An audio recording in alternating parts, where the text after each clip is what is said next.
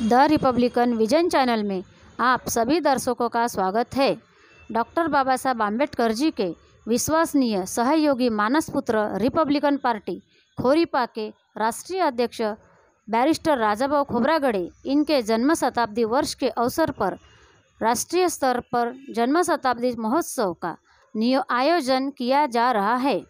इस कार्यक्रम का नियोजन करने हेतु आज दिनांक 28 जुलाई को डॉक्टर बाबा साहब आम्बेडकर कन्वेंशन सेंटर में नियोजन सभा का आयोजन किया गया था। बाबासाहेबांच्या महापरिनिर्वाणापासून तर आजवर या समाजाचा इतिहास जर आपण पाहिला तर एन शिवराज यांचे शब्द मोठ्या प्रमाणात खरे ठरलेले आहेत। मोठ्या प्रमाणात यासाठी म्हणतो की अन्य क्षेत्रात आम्ही प्रचंड झेप घेतली आहे, परंतु त्या क्षेत्रात झेप घेण्यासाठी ज्या राजकीय संघटनेचा मोठ्या प्रमाणात उपयोग करता आला ते चित्र आज बदललेलं दिसत आहे। 24-25 ऑगस्ट 1955 शेड्यूल कास्ट फेडरेशनच्या कार्यकारिणीची बैठक मुंबईला होती। त्यावेळेस पक्षाचे जनरल सेक्रेटरी पी.एन. राजभोज यांनी राजीनामा दिला होता पदाचा आणि त्या पदावर नवीन जनरल सेक्रेटरीची बाबासाहेब नियुक्ती करणार होते आणि त्यासाठी पक्षाच्या केंद्रीय कार्यकारिणीची बैठक मुंबईला आयोजित होती आणि या बैठकीत नवीन सेक्रेटरीचं नाव बाबासाहेबांनी आपल्या मनामध्ये पक्क केलं होतं आणि ते नाव होतं बैरिस्टर राजाभाऊ खोब्रागड़े।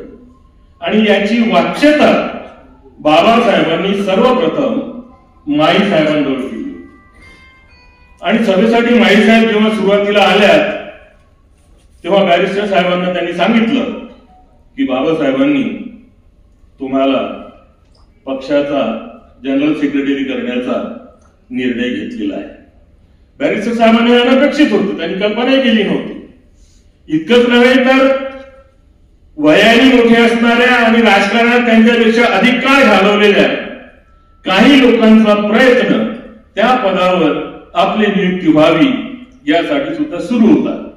त्यात आर.डी. भंडारे होते, डी.सी. कांबळे होते, आपल्याकडचे आवळे बाबू यांचेही प्रयत्न सुरू होते आणि यांच्यापैकी कोणाची तरी नियुक्ती होईल असं बैरिस्टर साहेबांना वाटत होतं। आणि म्हणून माई साहेबांनी जेव्हा बैरिस्टर साहेबांजवळ उद्गार काढले तेव्हा बैरिस्टर साहेब म्हणाले की नाही म्हणे कसं शक्य आहे, मला राजकारणाचा तेवढा अनुभव नाहीये, माझं वय सुद्धा तेवढं नाहीये आणि माझ्यापेक्षा वयाने मोठे असणारे आणि पक्षामध्ये अधिक काळ घालवलेले लोक या पक्षामध्ये आहेत, त्यांच्यापैकी कोणीतरी झालं पक्षाचं सरचिटणीस तर ते अधिक बरं होईल। माई साहेब म्हणाले की तुम्ही नाही म्हणू नका, कमीत कमी बाबासाहेबांसाठी तरी नाही म्हणू नका। आणि 24-25 ऑगस्टच्या त्या केंद्रीय कार्यकारिणीच्या बैठकीमध्ये 1955च्या बैरिस्टर साहेबांची नियुक्ती बाबासाहेबांनी पक्षाचे जनरल सेक्रेटरी म्हणून केली आणि जनरल सेक्रेटरी झाल्याबरोबर मुंबईला त्यांच्या सत्काराप्रित्यर्थ एक सभा झाली। त्या सभेत बोलताना बैरिस्टर साहेब म्हणाले की माझ्यावर माझ्या शिरावर आलेली ही जबाबदारी प्रचंड आहे, मोठी आहे, परंतु ती जबाबदारी पार पाडत असताना माझ्या मार्गात अडचणींचे कितीही डोंगर जरी उभे राहिले तरी त्या सर्वांना पार करून बाबासाहेबांनी माझ्यावर टाकलेल्या विश्वासाला पात्र ठरण्याचा मी माझ्या परीने निश्चितच प्रयत्न करेन। आणि बाबासाहेबांच्या पश्चात कमीत कमी राजकारणामध्ये सर्वच आदरणीय व्यक्तींबद्दल आपण आदर व्यक्त करूया, परंतु प्रामुख्याने जर नाव घ्यायचं झालं तर बैरिस्टर राजाभाऊ खोब्रागड़े यांचं नाव घ्यावं लागेल। 6 डिसेंबर 1956 नंतर 1957ला देशामध्ये दुसरी सार्वत्रिक निवडणूक झाली। काही वर्षानंतर कदाचित काही गोष्टी आपल्याला दंतकथा वाटतील, ही शक्यता नाकारता येत नाही। 57च्या निवडणुकीमध्ये त्यावेळेस मुंबई राज्य होतं, महाराष्ट्र आणि गुजरात, या राज्यातून शेड्यूल कास्ट फेडरेशनचे 7 उमेदवार निवडून आले होते पार्लमेंटसाठी. म्हैसूरमधून कट्टी साहेब निवडून आले होते. तामिळनाडूमधून त्यावेळेचा मद्रास राज्य एन शिवाजी निवडून आले होते. आणि 1958 लगेच दुसऱ्या वर्षी बॅरिस्टर स्वतः राज्यसभेवर निवडून गेले होते. म्हणजे त्यावेळेस शेड्यूल कास्ट फेडरेशनच्या पर्यायाने रिपब्लिकन पक्षाचे 10 खासदार होते. मी म्हणालो की हे दंतकडा वाटेल का जाईल काही दिवसानंतर. त्याच वर्ष झालेल्या विधानसभेच्या निवडणुकीत महाराष्ट्र विधानसभेमध्ये, मुंबई राज्य विधानसभेमध्ये पक्षाचे 17 आमदार निवडून आले होते. कदाचित या विषयावर विश्वासात कोणी ठेवणार नाही. एका घटनेचा आणखी उल्लेख करतो. 1975 नागपूर महानगरपालिकेची निवडणूक झाली. त्यावेळेस नागपूर महानगरपालिकेमध्ये एकूण 75 वार्ड होते. आणि या निवडणुकीमध्ये सिंगल लार्जेस्ट पार्टी म्हणून काँग्रेस पक्ष निवडून आला होता. त्या पक्षाचे 18 कॉर्पोरेटर निवडून आले होते. आणि रिपब्लिकन पक्ष खोब्रागडेच्या नेतृत्वातील 12 कॉर्पोरेटर निवडून आले होते. आणि या निवडणुकीत 5 उमेदवार असे होते रिपब्लिकन पक्षाचे जे 100च्या आत मतांनी पडले होते, पराभूत झाले होते. त्यातले एक गिट्टीग्राम वार्डाचे गंगाधर नगरारे होते जे केवळ 22 मतांनी पराभूत झाले होते. आपल्या एका इंदुरा वार्डातील खेमचंद मळके होते, त्यांचा 100च्या आत मतांनी पराभव झाला होता. खलाशिलाईन मधून लवात्रे 100च्या आत मतांनी पराभव झाला होता. गोपालनगरचे दमके 100च्या आत मतांनी त्यांचा पराभव झाला होता. दक्षिण नागपूरच्या एका वार्डातून 100च्या आत मतांनी एक उमेदवार पराभूत झाला होता. हे मी एवढ्याकरता सांगतोय. हे 5 उमेदवार जर निवडून आले असते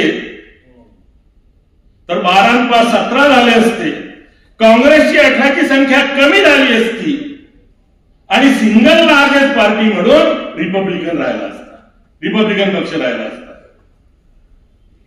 एवढा दबदबा या पक्षाचा त्या काळामध्ये होता. 75च्या निवडणुकीत नंतर 5च वर्षामध्ये 2 महापौर आणि 2 स्थायी समितीचे अध्यक्ष या नागपूरने दिले. रामरतन जानोरकर आणि सखाराम चहांदे हे मेयर झाले. मधुकर मेश्राम आणि ताराबाई मेश्राम या स्थायी समितीचे अध्यक्ष झाले. 84ला बॅरिस्टर साहेबांच्या महापरिनिर्वाणानंतर 85ला जेव्हा निवडणूक झाली त्यावेळेस बाजीराव साखरे त्या वर्षी स्थायी समितीचे अध्यक्ष झाले आणि 86ला तेजराम सोमकुवर हे महापौर झाले. म्हणजे 11 वर्षाच्या या काळामध्ये 3 महापौर आणि 3 स्थायी समितीचे अध्यक्ष रिपब्लिकन पक्षाने दिले. बाबासाहेबांच्या नंतरचे फार मोठे सेनानी होते. या लढ्याची आयुधे आयुष्याच्या शेवटच्या क्षणापर्यंत त्यांनी कधीच खाली ठेवली नव्हती. सिद्धांताशी त्यांनी कधीच तडजोड केली नाही. चांदीचा चमचा घेऊन जी व्यक्ती जन्मास आली त्या राजवंशी निर्माण झाले तेव्हा त्यांचा एक छदामय बँक बॅलन्स नव्हता. ही घटना त्याग व समर्पणाच्या भावनेने काम करणाऱ्या देशातील असंख्य कार्यकर्त्यांना प्रेरणादायी ठरणार आहे असं त्यांच्या चरित्र ग्रंथामध्ये वी.डी. मेश्राम साहेबांनी लिहून ठेवलेलं आहे आणि ते सत्य आहे. या दृष्टिकोनातून त्यांचं महत्व लक्षात घेताना आपण हा जन्मशताब्दी महोत्सव सोहळा अत्यंत दिमाखानं आणि व्यापक पद्धतीने साजरा करावा अशी सूचना मागच्या वेळेला मी या ठिकाणी केलेली होती आणि त्या निमित्तानं एक मोठी सभा या ठिकाणी ठेवावी. राज्यातील विविध क्षेत्रातील नामवंत आणि आपल्या नागपूरमध्ये असलेली सर्व मान्यवर मंडळी यांना त्या सभेत बोलवावं आणि त्या अनुषंगाने आज ही सभा या ठिकाणी होत घातली आहे. अनेक लोक बीसीने या ठिकाणी जोडलेली सुद्धा आहेत, त्यांचे विचारही आपण या ठिकाणी ऐकले. त्या सर्व सूचनांची या ठिकाणी नोंद घेण्यात आली. परंतु जी सूचना गोडघाटे सरांनी या ठिकाणी केली ती जन्मशताब्दी महोत्सव समिती असली पाहिजे, त्याची सुकाणू समिती असली पाहिजे आणि त्याचा व्याप लक्षात घेताना त्याच्या छोट्या आणखी 2-4 समित्या असल्या पाहिजेत, ज्यांच्यावर वेगवेगळ्या जबाबदाऱ्या टाकून त्या ठिकाणी हे काम होणं अत्यंत आवश्यक आहे. आणि त्या दृष्टिकोनातनं काही निवडक मंडळींनी बसून निर्णय करावा. जी काही जबाबदारी माझ्यावर देण्यात येईल ती स्वीकारायला मी या ठिकाणी तयार आहे आणि मी तन मन धनाने या ठिकाणी हा महोत्सव साजरा करण्यासाठी आपल्या पाठीशी खंबीरपणाने उभा राहील ही ग्वाही या ठिकाणी देतो. आणि एवढंच सांगेन की 25 सप्टेंबर 2024ला त्यांच्या जन्मशताब्दी महोत्सवाचा पहिला दिवस, त्यांचा जन्मदिवस, त्यानिमित्तानं कस्तुरबा पार्कवर मोठा कार्यक्रम आपल्याला आयोजित करता येणं शक्य आहे का याची चर्चापणी करू. लोकांसमोर मांडले जाते. ज्यांनी जनतेच्या कल्याणाकरता किंवा जनतेचा स्तर उंचावण्याकरता प्रयत्न केले. हजारो लाखो लोक इथे येतात जातात, परंतु फारच निवडक लोकांच्या आपण आठवण करतो. त्याचं कारण असं की त्यांनी समाजाकरता काही काम केलेलं असते, कॉन्ट्रीब्यूट केलेलं असते, समाजामध्ये लोकांचा स्तर उंचावण्याकरता प्रयत्न केलेले असतात, म्हणून त्यांची आपण आठवण करतो. बाबासाहेबांना आपण इतक्या मोठ्या स्तरावर जे मानतो त्याचं कारण असं की त्यांनी दलित समाजाकरता आणि इतरांकरता जे भव्य असं काम केलं, त्याचं रिकग्निशन म्हणून त्यांची आपण आठवण करतो, पुनरावृत्ती करतो. तर हॅरिसन खोब्रागडेंची जी हा इनिशिएटिव्ह आपण जो घेतलेला आहे तो त्यांनी केलेल्या कामाची आपण रिकग्निशन करावं, ते मांडावं ह्याकरता केलेलं आहे. तर त्याहीपेक्षा महत्वाचं असं की या व्यक्तींनी जे कॉन्ट्रीब्युशन केलं त्या कॉन्ट्रीब्युशनला रिकग्नाइज करूनच आपण त्यांची स्तुती करत नाही, तर त्यांच्या विचाराच्या आणि कृत्याच्या यांनी प्रभावित होऊन आपण ऍक्टिव्हिटी करतो. बाबासाहेबांच्या संदर्भामध्ये आपण बघतो आहे की त्यांनी केलेलं जे योगदान आहे ते तर आपण मान्य करतो, त्याच्यामुळे जी प्रगती झालेली आहे, परंतु त्यांच्या कार्यापासून एक इन्स्पिरेशन घेऊन हजारो अशा संघटना बाहेर येतात आणि ते काम करण्याकरता ते प्रवृत्त होतात. अनेक लेखक त्यांच्याविषयी लिहितात आणि त्याच्यातून सांगतात की आपण काही केलं पाहिजे. तर एक लक्षात ठेवायला पाहिजे की अशी जी मंडळी आहे ज्यांनी कॉन्ट्रीब्यूट केलेलं आहे त्यांची जयंती साजरी करताना निवड काही प्रोग्राम करून आणि ते प्रोग्राम अशा पद्धतीने करायचे की ते नंतर 1 वर्षाच्या हवेमध्ये रुळून जातील, तसे करू नका. तर त्यांचं जे कॉन्ट्रीब्युशन आहे ते प्रथम बाहेर आणा, त्याच्यात तुम्ही इन्स्पिरेशन घेऊन मग लोकांनी पुढे अजून काम केलं पाहिजे, त्यांचं काम पुढे नेलं पाहिजे, तरच ते उपयोगाचं आहे. मला असं वाटतं ह्या संदर्भामध्ये गोडघाटेंनी फार व्यवस्थितपणे सांगितलेलं आपल्याला फारसं काही माहीत नाही त्यांचं जे कॉन्ट्रीब्युशन आहे. मला आठवते मला मल्लिकार्जुन खरगेंनी सजेशन दिली की ते 82 वर्षाचे होत आहेत, त्यांना आत्मचरित्र लिहावं. पुस्तकं आली होती, ते काही मला वाटतं फारसे खुश नव्हते, त्यामुळे मला त्यांनी म्हणाले की तुम्ही ते पुस्तक काढा. ते आधी घेतलं, 70-75 लेख आले. तेव्हा त्यांच्या त्यातून लक्षात आलं की ही व्यक्ती काय आहे, किती मोठं आहे, किती हे सर्व लपलेलं आहे हे आपण बाहेर आणलं पाहिजे. ते पुस्तक आलेलं आहे आता.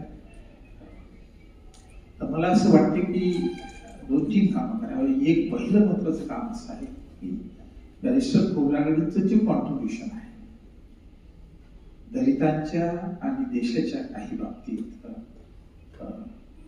जे त्यांनी कॉन्ट्रीब्युशन केलं त्याचे पॉझिटिव्ह परिणाम झाले ते प्रथम आम्हाला पाहिजे.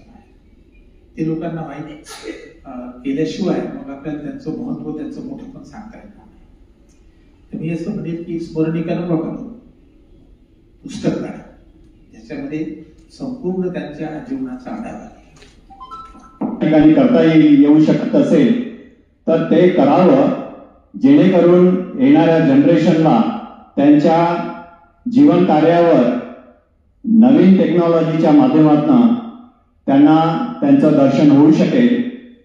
फक्त बाबासाहेबांचे ते मानसपुत्र होते किंवा राज्यसभेचे उपसभापती होते एवढीपर्यंतच त्यांची मर्यादा नव्हती किंवा त्यांचा परिचय नव्हता. तर त्याहीपेक्षा त्यांचा जो जीवनकाळ राहिलेला आहे तो समाजाच्या प्रती कसा राहिलेला आहे याची जाणीव येणाऱ्या जनरेशनला जर झाली तर त्यांची ओळख त्यांना जास्त चांगल्या प्रकारे होऊ शकेल.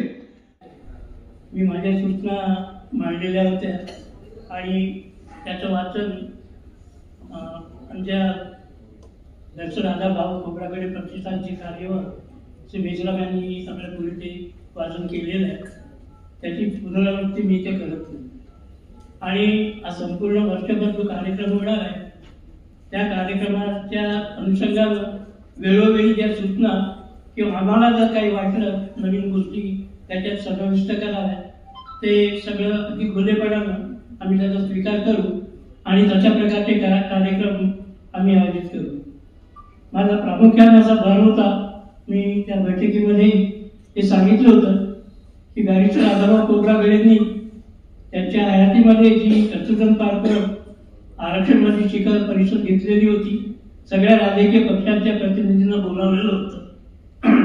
तशाच प्रकारची एक आज आपली जी अवस्था म्हणजे आपल्या भारतीय संविधानात त्या संबंधीचं एक वातावरण आहे, त्या वातावरणाला एक प्रत्युत्तर म्हणून किंवा एक जनजागरण म्हणून या चतुशताब्दी महोत्सवाच्या एकूण कार्यक्रमाच्या निमित्तानं अशाच प्रकारची एक संविधान बचाव किंवा संविधान सन्मान अशा प्रकारची एक शिखर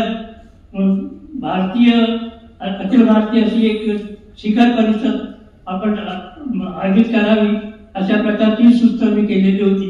आणि मला पूर्वजांनी केलेल्या कार्याची प्रचिती वर्तमान समाज व्यवस्थेला कळून देण्याच्या पदोपदी प्रयत्न करणं हे आपलं प्रत्येकाचे कर्तव्य आहे. आणि याच अनुषंगाने बॅरिस्टर राधाभाऊ खोब्रागडे, बाबू आवळे, बाबू गदा सेने आणि बाबासाहेबांच्या काळातील असंख्य लोकांच्या ऐतिहासिक वारसा सदोदित प्रसारित करण्याचे काम आपण मागील अनेक वर्षापासून एक दुसऱ्यांच्या सहकार्यातून जेवढं शक्य होतं तेवढं करण्याचा प्रयत्न करत आहोत. यावर्षी सर्वांना बॅरिस्टर साहेबांची जन्मशताब्दी आहे आणि बॅरिस्टर साहेबांचं उत्तुंग असं कार्य की बाबासाहेबांच्या हयातीत 1950 पासून जर विचार केला तर 84 पर्यंत बॅरिस्टर साहेबांनी बाबासाहेबांच्या पश्चातही या चळवळीला गतिमान ठेवण्याच्या दृष्टीनं जे काम केलं ते वर्तमान समाज व्यवस्थेच्या मनात बिंबवता यावं. वर्तमान समाज व्यवस्थेच्या ज्या अडचणी आहेत, समस्या आहेत, जो संघर्ष आहे त्या संघर्षाला तोंड देण्यासाठी आपण एक जनजागृती अभियान आपल्या माध्यमातून कसा प्रसारित करता येईल एवढा जर प्रयत्न करता आला तर खऱ्या अर्थाने बॅरिस्टर साहेबांसारख्या ज्या असंख्य लोकांनी बाबासाहेबांच्या हाकेसरशी आपलं सर्वस्व अर्पित करून या चळवळीला जे योगदान दिलं आणि चळवळ मजबूत केली, तेव्हा ज्याप्रमाणे हिमसरांनी वगैरे ज्या सूचना केल्या विविध भूमिकांच्या दृष्टिकोनातून त्या सूचनांना आपण महत्वपूर्ण स्थान देऊन आपण त्या दृष्टीने एक नवीन काही कळता येते ज्या माध्यमातून आपला पूर्वोत्तर इतिहास वर्तमान समाज व्यवस्थेच्या मानसिकतेमध्ये रुजवता येईल आणि वर्तमानातील राज्यात जो विस्तृत वातावरण आहे किंवा एक भटकंतीचं वातावरण आहे किंवा बेसावधपणाचं वातावरण आहे त्याला कुठेतरी आवड घालण्याचा प्रयत्न करता येऊ शकेल ही या दृष्टीने आपण प्रयत्न करावा. आणि या प्रयत्नामध्ये मी सुद्धा व्यक्तिगत आणि ज्या ज्या संस्था संघटनांनी जे काही समविचारी लोक आहेत त्या लोकांच्या सोबतीला सोबत घेऊन या वाटचालीला गतिमान करण्यामध्ये मी सुद्धा सक्रिय सहभाग घेण्याचा संकल्प करतो आणि आपल्या समितीच्या हा वर्षभर चालणार आहे. त्यासाठी विविध कार्यक्रमांचं आयोजन समितीने तशीही म्हणजे मुकरर केलेलं आहे. त्यांनी आपल्या मनात ठेवलेलं, त्यातून आपल्या ज्या सूचना येत आहेत त्या सूचनांमधून देखील मला एक असं वाटतं की बॅरिस्टर राजाभाऊ खोब्रागडे हे महान व्यक्तिमत्व होतं. भारताच्या राज्यसभेचे ते उपाध्यक्ष राहिले. आयुष्यभर रिपब्लिकन या शब्दाशी ते एकनिष्ठ राहिले. जेव्हा जेव्हा बॅरिस्टर राजाभाऊ खोब्रागडे यांचं नाव येतं तेव्हा रिपब्लिकन पक्ष किंवा रिपब्लिकन हे नाव त्यांच्यासोबत येतं. भारत देखील रिपब्लिकन राष्ट्र आहे, परंतु भारत हे रिपब्लिकन राष्ट्र किती लोकांना माहिती आहे? मला असं वाटतं नव्या पिढ्यांना त्या शब्दाची जाणीवही नाही आहे. अभ्यासक्रमामध्ये वेगवेगळ्या गोष्टी शिकवल्या जातात. हा देश रिपब्लिकन भारत आहे हे मात्र शिकवलं जात नाही. मला असं वाटतं की बॅरिस्टर राजाभाऊ खोब्रागडे यांच्या जन्मशताब्दीच्या निमित्तानं आपण भारत सरकारला अशी विनंती करायची, एक अशा प्रकारचं पत्र किंवा एक अशा प्रकारचं निवेदन त्यांना पाठवायचं की रिपब्लिकन हा शब्द संपूर्ण देशभर म्हणजे प्रत्येकाला कळला पाहिजे. अशा प्रकारचा एक कार्यक्रम किंवा अशा प्रकारची म्हणजे शासकीय सूचना देखील आली पाहिजे. आता इथे कसल्या कसल्या प्रकारच्या शासकीय सूचना होतात हे आपल्याला माहीत आहे. आपण बॅरिस्टर राजाभाऊ खोब्रागडे समितीच्या वतीनं हा देश रिपब्लिकन आहे आणि रिपब्लिकनच्या पेक्षा भारत आणि इंडिया याच्यापेक्षा जर वेगळी नाव कोणीही घेत असतील तर तो एक प्रकारे घटनेचा द्रोह आहे, तो संविधान द्रोह आहे, देशाचा द्रोह आहे. अशा प्रकारचं आमच्या संस्थेच्या वतीने या समितीच्या वतीने एक निवेदन त्यांना केलं पाहिजे. निदान अशा प्रकारचे करताय बॅरिस्टर राजाभाऊ खोब्रागडे जयंतीचं म्हणजे जन्मशताब्दीचं हे फलित होऊ शकेल. पुढच्या पिढ्यांना रिपब्लिकन या शब्दाचा अर्थ करू शकेल. त्या पद्धतीने आपल्याला काही सूचना करता आल्या तर त्या देखील या समितीच्या वतीने करण्यात याव्यात असं मला स्वतःच वाटतं. बॅरिस्टर राजाभाऊ खोब्रागडे यांच्या जीवनावरती त्यांचा परिचय म्हणून 100 पेजचं एक पुस्तक हिंदीमध्ये प्रकाशित व्हावं एवढ्या माझ्या 3 सूचना आहे. धन्यवाद.